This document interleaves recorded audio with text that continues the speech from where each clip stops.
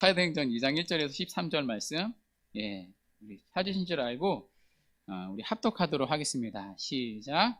오순절 날이 이미 이름에 그들이 다 같이 한 곳에 모였더니 호련히 하늘로부터 급하고 강한 바람 같은 소리가 있어 그들이 앉은 온 집에 가득하며 마치 불의 혀처럼 갈라지는 것들이 그들에게 보여 각 사람 위에 하나씩 임하여 있더니 그들이 다 성령의 충만함을 받고 성령이 말하게 하심을 따라 다른 언어들로 말하기를 시작하니라. 그때 건강한 유대인들이 천하 각국으로부터 와서 예루살렘에 머물러 있더니 이 소리가 나매 큰 무리가 모여 각각 자기의 방언으로 제자들이 말하는 것을 듣고 소동하여 다 놀라 신기하게 여겨 이르되 보라 이 말하는 사람들이 다 갈릴리 사람이 아니냐. 우리가 우리 각 사람이 난 곳 방언으로 듣게 되는 것이 어찌 됨이냐. 우리는 바데인과 메데인과 엘람인과 또 메소포타미아 유대와 갑바도기와 본도와 아시아 부르기아와 밤빌리아 애국가 및 구레네 가까운 리비아 여러 지방에 사는 사람들과 로마로부터 온 나그네 곧 유대인과 유대교에 들어온 사람들과 그레데인과 아라비아인들이라. 우리가 다 우리의 각 언어로 하나님의 큰 일을 말함을 듣는도다 하고 다 놀라며 당황하여 서로 이르되 이 어찌된 일이냐 하며 또 어떤 이들은 조롱하여 이르되 그들이 새 술에 취하였다 하더라. 아멘. 오늘은 소동이라는 제목으로 하나님 말씀 증거하도록 하겠습니다. 자, 우리는 계속해서 이 오순절에 일어난 일을 살펴보고 있습니다. 오순절에 기도하는 제자들 가운데 성령이 임하셨습니다. 자, 이때 아주 특이한 현상들이 일어났죠. 자, 세 가지 현상이 일어났는데요. 첫 번째는 청각적인 현상입니다. 자, 본문 2절에 보시면 급하고 강한 바람 같은 소리가 들렸습니다. 자, 오디오 버전인 거죠.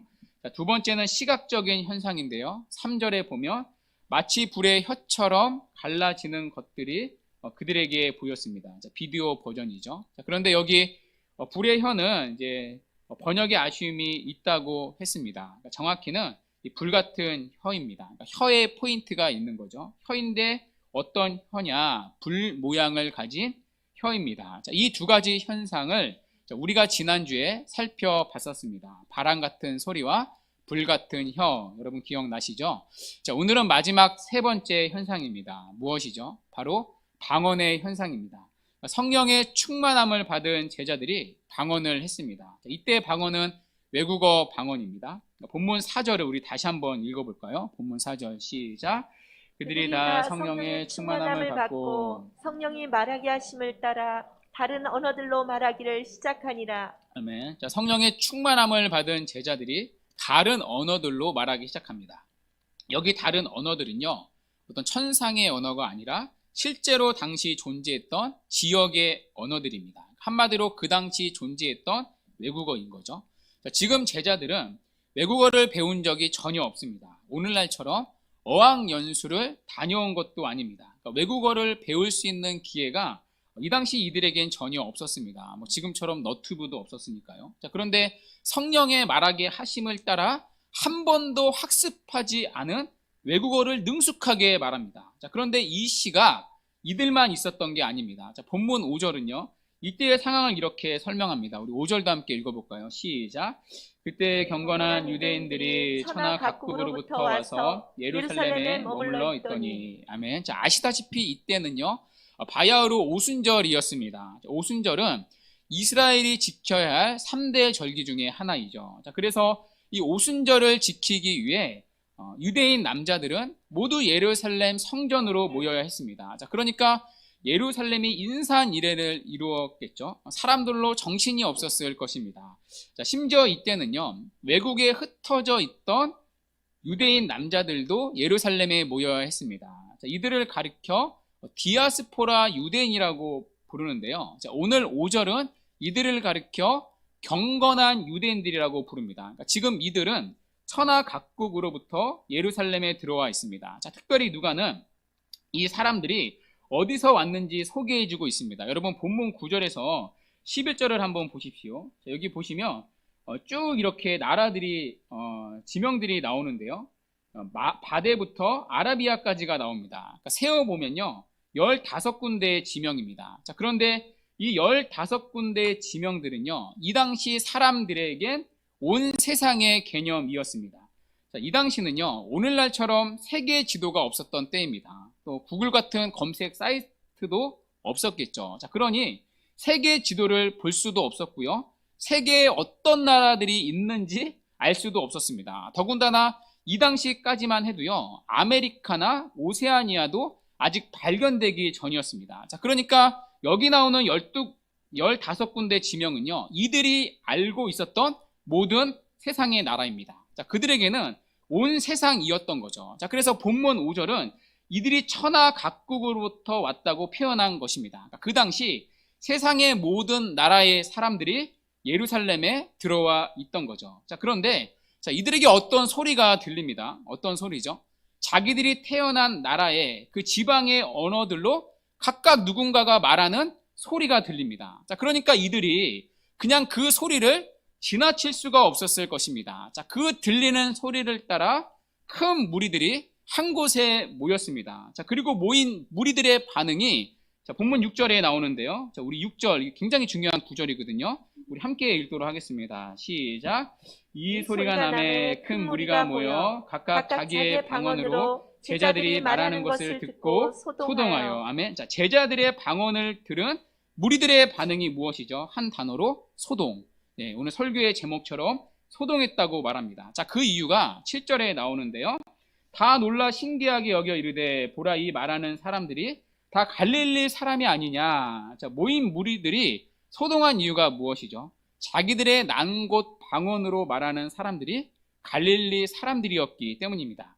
자, 여기 갈릴리 사람들이라는 말은요 사실 무시하는 어조입니다. 사실은 굉장히 깔보는 뉘앙스입니다. 이 당시 갈릴리는요, 아시는 분 계시겠지만 오늘날로 말하면요 팔레스타인 지역 중에 가장 열악한 동네였습니다. 그러니까 다른 지역에 비해서 경제적으로 가장 낙후된 지역입니다. 자, 그러니 교육적 수준도 다른 지역에 훨씬 못 미쳤을 것입니다. 자, 그래서 이 갈릴리 사람 하면요 그 당시 찍힌 낙인이 있었습니다. 아, 못 배우고 가난한 사람들, 아, 무식하고 정말 못 사는 사람들. 자, 그런데요 그런 그들이 유창하게 외국어를 구사합니다. 자, 그러니까 모인 무리들이 놀라서 소동하고 있습니다. 자기들의 언어로 다 알아듣고 있는 거죠. 자, 그러면 모인 무리들이 어떻게 제자들이 갈릴리 사람이라는 걸 알았을까요? 아마 행색을 보고 알았을 것입니다. 입고 다니는 옷의 모양을 보고 알았을 것입니다. 자, 무엇보다 이 갈릴리 사람들은요 그들만의 사투리가 있었다고 합니다. 우리나라도 보면 이 지역별로 사투리가 있지 않습니까? 그래서 아무리 서울 말을 하려고 해도 어느 순간 억양이나 어떤 그 특이한 말투가 이렇게 나오지 않습니까? 아마 이들도 그랬던 것 같습니다. 특별히 이 갈릴리 사람들은요 끝 음절을 삼키는 발음을 했다는 기록이 있습니다. 자, 그러니 아무리 외국어를 유창하게 했어도 아마 특유의 억양들이 느껴졌을 것입니다. 그러니까 이런 억양이나 행색을 보고 갈릴리 사람들이라는 것을 알았을 것입니다. 자, 그리고 그때 제자들이 이제 모인 무리들에게 한 가지 분명한 메시지를 전합니다. 자, 그 메시지가 무엇이죠? 자, 11절에 보면 하나님의 큰 일을 전했다고 말합니다. 자, 여기 하나님의 큰 일은요 하나님께서 그리스도를 통해서 이루신 구원의 일입니다. 자, 이 구원의 일을 모인 무리들에게 제자들이 전합니다. 자, 그것도 외국어 방언으로요. 그것도 모인 무리들이 태어난 그들의 각각 나라의 지역의 언어들로요. 자, 이것이 오순절에 일어난 마지막 현상입니다. 바로 외국어 방언이죠. 자, 그러면 여러분에게 질문을 하나 드려보겠습니다. 자, 오순절에 일어난 현상이 세 가지 현상이죠. 바람 같은 소리가 들리는 청각적인 현상, 그리고 불 모양의 혀가 보이는 시각적인 현상, 그리고 마지막으로 외국어를 말하는 방언의 현상. 여러분, 이 세 가지 현상 중에 여러분에게 가장 인상적인 것은 무엇입니까? 어떤 것에 가장 관심이 가십니까? 아마도 방언일 것입니다. 사실 이 방언 때문에요 오늘날까지도 한국교회가 굉장히 싸우고 있습니다. 오늘날에도 방언이 있느냐 뭐 없느냐 이것 때문에 아직도 싸우고 있는데요. 심지어 어떤 교파에선 한때 성령 충만의 증거가 방언이라고 말한 적이 있습니다. 그러니까 뒤집어서 말하면요, 방언을 하지 못하면 성령 충만한 신자가 아니라는 거죠. 자, 그 주장 때문에 한국 교회가 방언에 대해서 크게 논란이 있었던 적이 있습니다. 자, 그러나 여기서 우리가 방언에 대해 확실히 정리해야 할 한 가지 사실이 있습니다. 성령을 받은 사람들이 모두가 방언을 하는 것은 아니라는 것입니다. 여러분, 방언을 못하는 게요, 이상한 일이 절대로 아닙니다. 여러분, 사도행전의 전체적인 스토리를 보십시오. 여러분, 사도행전 전체에서 방언을 받았다는 기록이 몇 번이나 나올까요? 여러분, 딱 3번밖에 나오지 않습니다. 자, 오늘 이후로 제자들이 복음을 전합니다. 자, 그때마다 성령을 받고 예수를 믿는 자들이 생깁니다. 자, 그러나 그때마다 방언이 터진 건 아닙니다. 심지어요, 바로 뒷부분에 보면 베드로의 설교를 듣고 3,000명이 구원을 받습니다. 자, 그러나 이 3,000명 중에 누구 하나 방언을 했다는 기록은 없습니다. 여러분, 이들뿐만이 아닙니다. 사도행전에 보면 수많은 사람들이 복음을 듣고 예수를 믿습니다. 성령을 받습니다. 자, 그러나 그들이 그때마다 방언을 했다는 기록이 없습니다. 사도행전 전체에 걸쳐서요, 방언이 나타난 건 딱 3번이 전부입니다. 첫 번째는 오늘 오순절 사건에서 방언이 나타납니다. 첫 오순절에 성령이 임하실 때 첫 번째로 방언이 터집니다. 두 번째는요, 이방인 중에 처음으로 구원받은 사람에게서 방언이 나타납니다. 사도행전 10장에 가면요, 우리가 잘 아는 고넬료라는 사람이 등장합니다. 여러분, 이 사람은 유대인이 아니라 이방인이었습니다. 자, 그런데 이 사람이 예수를 믿고 구원을 받습니다. 그러니까 최초의 이방인 회심자가 되었던 거죠. 자, 이때 고넬료에게 성령이 부어지고요, 방언이 터집니다. 자, 그런데 이때 나타난 방언에는요, 상징적인 의미가 있습니다. 그러니까 복음을 전하는 제자들에게는 한 가지 편견이 있었습니다. 이방인들은 구원을 받을 수 없다는 편견이었습니다. 자, 그래서 이 사도행전 초창기 때 보면요, 제자들은요, 이방인에게 복음을 전하지 않습니다. 그러니까 유대인들에게만 복음을 전합니다. 자, 그러다가 나중에 핍박을 받고 뿔뿔이 흩어집니다. 흩어진 그들이 그곳에서 이방인을 만나지 않겠습니까? 그러니 이제 이방인에게 복음을 전하는 거죠. 자, 그때 복음을 들었던 사람이 바로 고넬료였습니다. 자, 그런데 고넬료는요, 이방인 아닙니까? 자, 그러니 마음 한켠에는 제자들이 복음을 전하면서도 구원을 받을 수 없다고 생각을 했었겠죠. 자, 그러나 편견을 깨고 고넬료가 예수를 믿고 구원을 받습니다. 자, 그리고 성령이 부어지는 결과로 방언을 했습니다. 그러니까 방언을 보고 제자들이 확실히 깨달은 거죠. 아, 이방인에게도 우리처럼 성령이 임하는구나. 이들도 구원을 받을 수 있는 거구나. 그러니 이들에게도 복음을 전해야 하는구나. 확실히 그걸 분기점으로 해서 깨달은 것입니다. 무엇을 통해서요?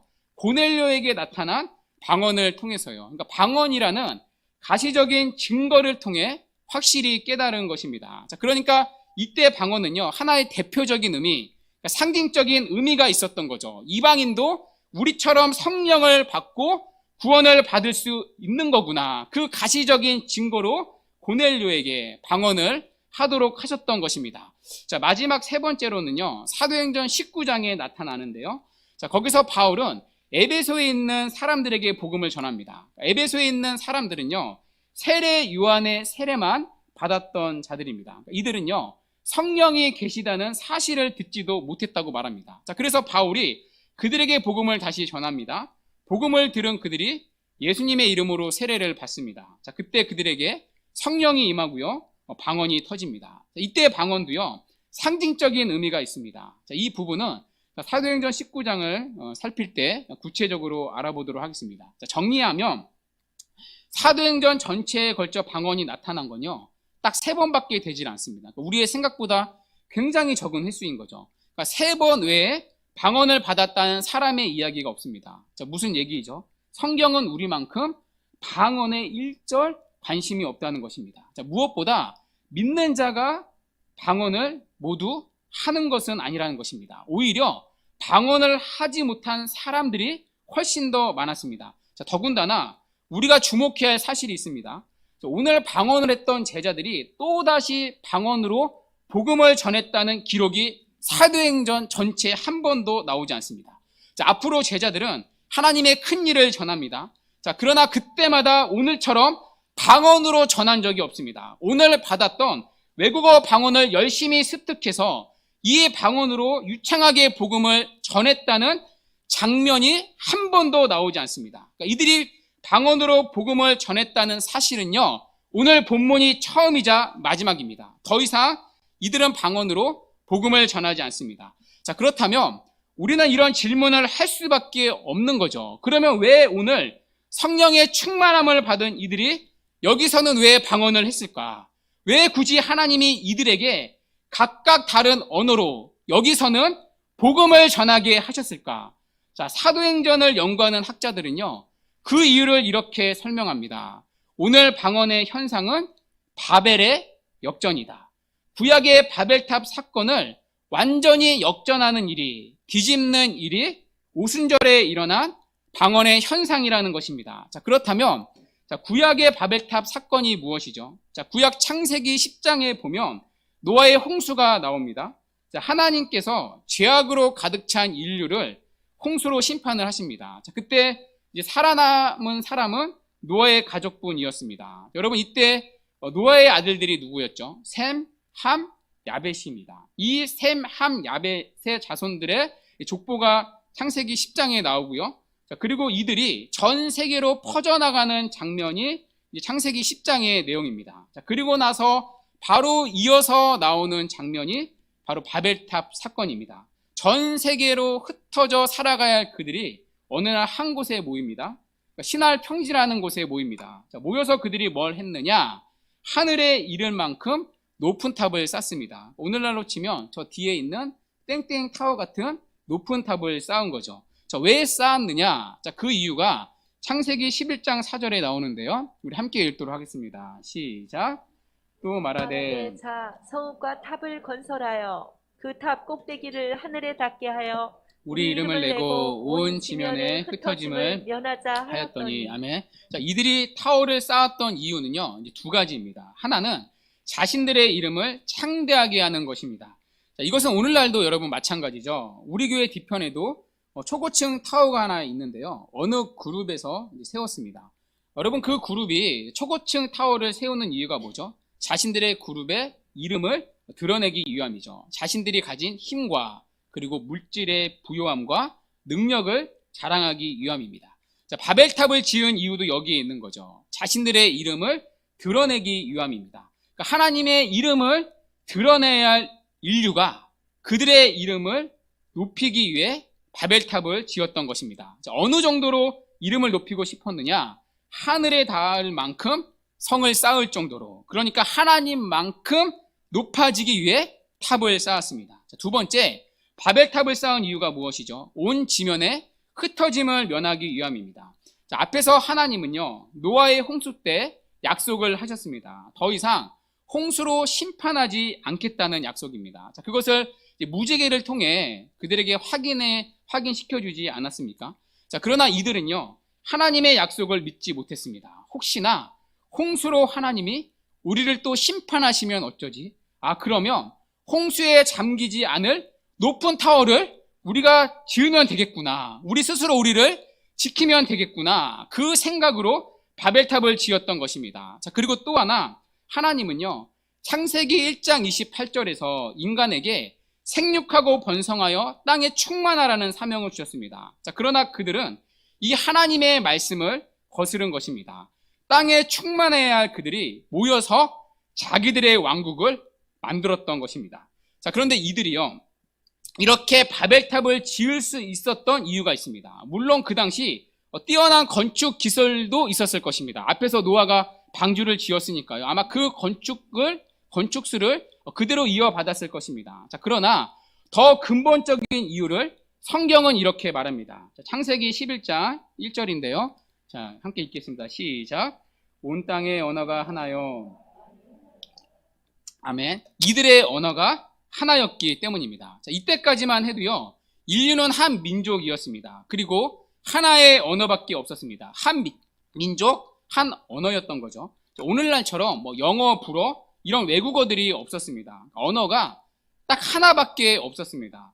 여러분, 언어가 같다는 건요, 그만큼 소통을 정확하게 빠르게 할 수 있다는 것을 의미합니다. 자, 그러니까 이들은 빠르게 한 마음으로 바벨탑을 지을 수 있었을 것입니다. 자, 그런데 하나님이 이들을 가만히 둘 일이 없으시겠죠. 하나님이 내려오셔서 이들을 심판을 하십니다. 자, 그런데 어떻게 심판을 하시느냐? 하늘에서 벼락을 쳐서 바벨탑을 무너뜨리지 않습니다. 왜일까요? 왜냐하면 하나님도 아셨던 거죠. 무너뜨리면 이 타락한 인간들이 또다시 지을 거라는 걸 아셨습니다. 자, 그래서 아예 근본적으로 탑을 지을 수 없도록 하셨습니다. 어떻게 해요? 그들의 언어를 혼잡하게 하셨습니다. 하나였던 언어를요, 혼잡하게 하셨습니다. 자, 그러니까 서로 소통이 그때부터 안 되겠죠. 그러니 자연스레 공사가 제대로 진행될 수 없습니다. 서로의 말을 알아듣지 못하니까요. 자, 그래서 이때부터요, 수많은 언어들이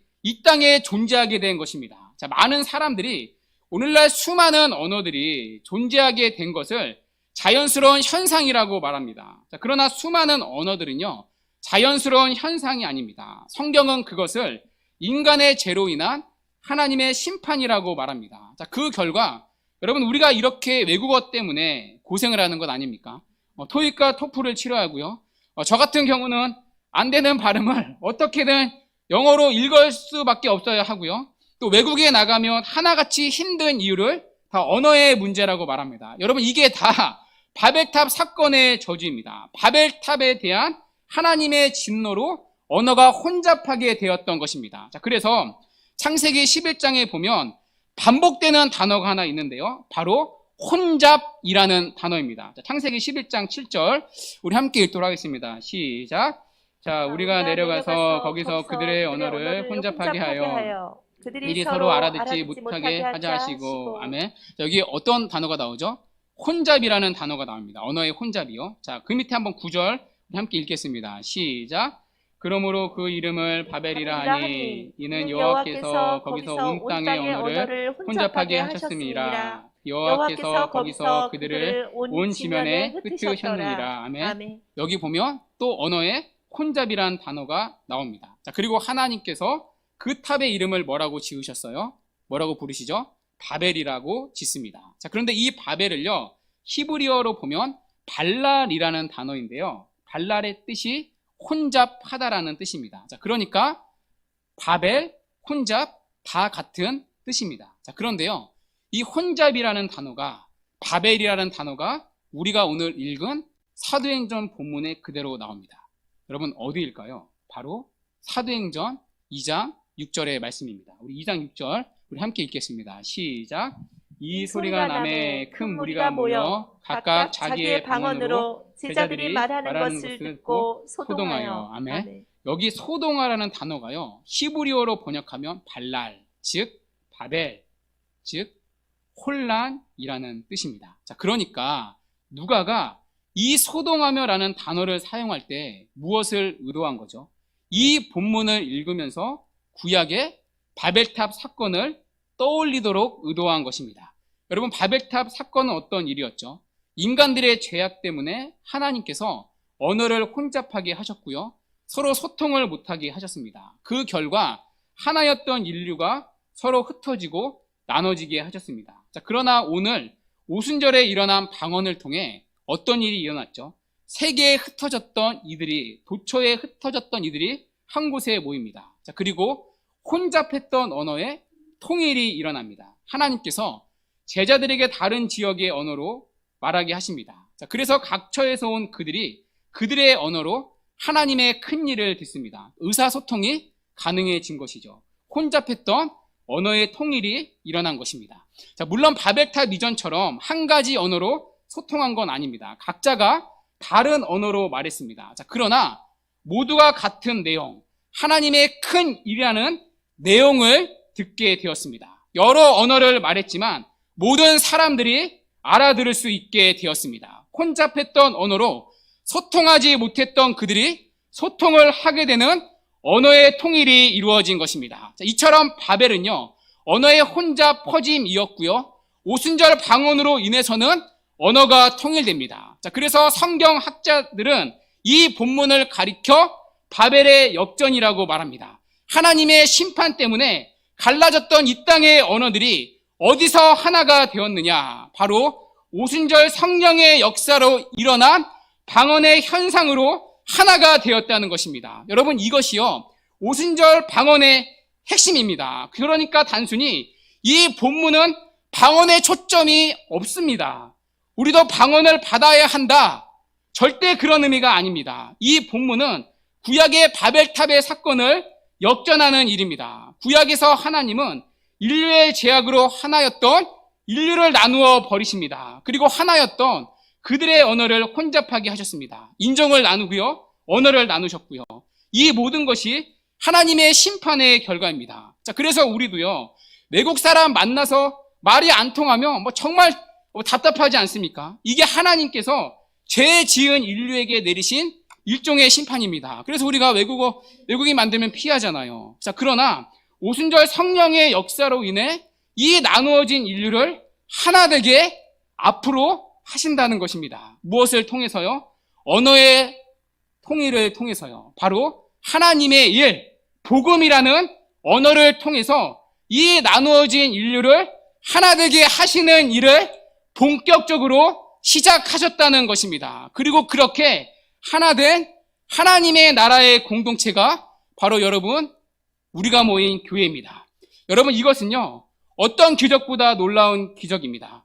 여러분, 구약의 바벨탑 사건을 보십시오. 그들은 하나 되어 모였습니다. 그러나 그들이 하나 돼서 한 짓이 무엇이죠? 한 마음과 한 뜻으로 하나님을 대적하는 일입니다.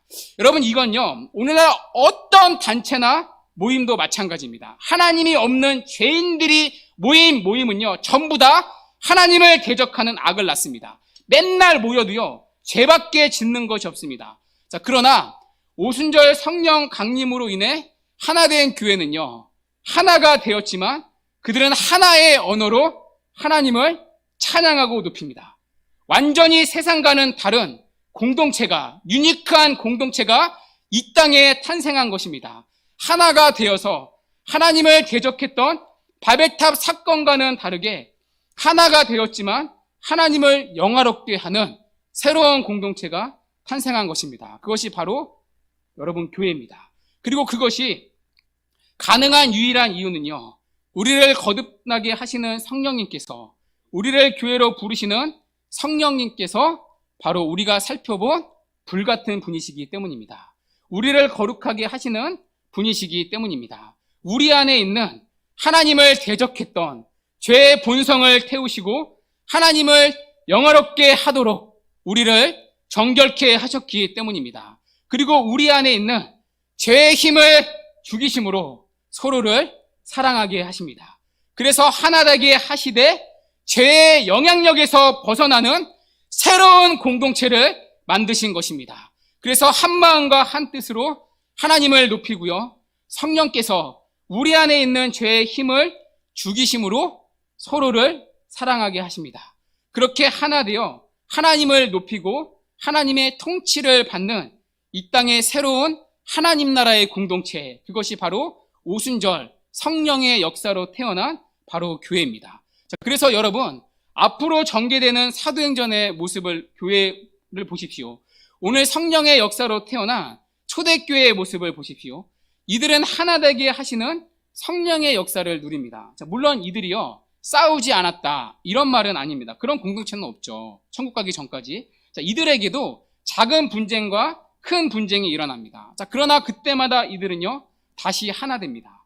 성령께서 그때마다 이들을 내버려 두지 않으시고 말씀의 능력으로 그들을 다시 하나 되게 하십니다. 우리는 그 하나됨의 모습을 사도행전을 통해 확인하게 될 것입니다. 이것이 오순절에 일어난 성령의 역사입니다. 자, 이제 우리가 정리를 한번 해보도록 하겠습니다. 자, 성령께서는 오순절날 오셨습니다. 오순절에 오신 성령은 진리의 영이십니다. 그래서 우리가 말씀을 들을 때마다 들리게 하시고요, 깨닫게 하시고요, 풀어주시고요, 그 말씀을 믿게 하십니다. 그리고 그 하나님의 말씀을 우리가 즐거이 사랑하고 순종할 수 있도록 그 말씀을 우리의 마음판에 새겨주십니다. 그리고 성령은 바람 같은 소리로 오십니다. 바람 같은 소리로 오신 성령님은 우리에게 새 생명을 공급해 주십니다. 죽은 영혼들에게 말씀을 통해 생명을 주십니다. 그리고 불의 여처럼 오신 성령님은 우리를 거룩하게 하십니다. 말씀을 통해 우리 안에 있는 죄의 영향력을 죽이시고 우리를 거룩하게 하십니다. 그래서 완전히 다른 우리들을 서서히 하나 되게 하십니다. 그것이 바로 오순절 성령이 오셔서 우리 안에 하시는 일입니다. 그리고 그곳이 바로 세상의 나라와는 다른 하나님 나라의 공동체, 바로 교회의 모습입니다. 그래서 여러분, 교회론을 가르치는 에베소서를 보십시오. 에베소서가 말하는 교회의 핵심이 무엇이죠? 다른 것이 아니라, 교회의 어떤 능력이 아니라, 출중함이 아니라 여러분 교회의 하나됨이었습니다. 에베소서 4장 4절에서 6절 말씀인데요. 우리 함께 읽도록 하겠습니다. 시작. 몸이 하나요 성령도 한 분이시니 이와 같이 너희가 부르심의 한 소망 안에서 부르심을 받았느니라. 주도 한 분이시요 믿음도 하나요 세례도 하나요 하나님도 한 분이시니 곧 만유의 아버지시라. 만유에 계시고 만유를 통일하시고 만유 가운데 계시도다. 아멘. 여러분, 바울이 계속해서 교회를 향해 강조하는 단어가 무엇이죠? 바로 하나라는 단어입니다. 여러분, 능력이 아닙니다. 은사가 아닙니다. 부흥도 아닙니다. 하나라는 단어입니다. 그래서 바울은 에베소서 4장 3절에서 이렇게 말합니다. 평안에 매는 줄로 성령이 하나 되게 하신 것을 힘써 지키라. 교회로 모인 너희여, 무엇을 힘써 지키래요? 성령이 하나 되게 하신 것을. 누가 하나 되게 하신 것을요? 성령이요. 오순절에 오신 성령이요. 서로 다른 우리를 성령께서 하나 되게 하셨다는 것입니다.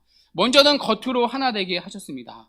우리가 지금 눈으로 확인할 수 있듯이 우리는 함께 이렇게 아름답게 모여 있습니다. 그러나 그분은 동시에 실제로 우리의 마음을 하나 되게 하십니다.